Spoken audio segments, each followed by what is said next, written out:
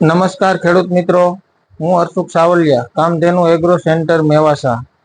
આજે આપણે મગફળીમાં જે સુકાનો પ્રોબ્લેમ છે તેના વિશે બેક્ટેરિયામાં માહિતી આપશું.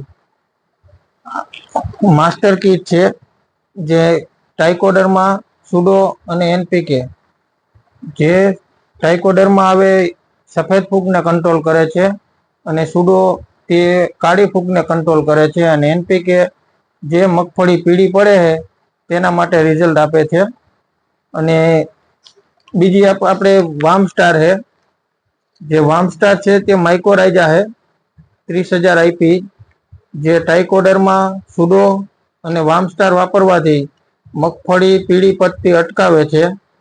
તો અત્યારે વાતાવરણ અને ટાઈમ મગફળીમાં બંને બેસ્ટ છે કે બેક્ટેરિયા નાખવાનો ફૂલ સારો ટાઈમ છે.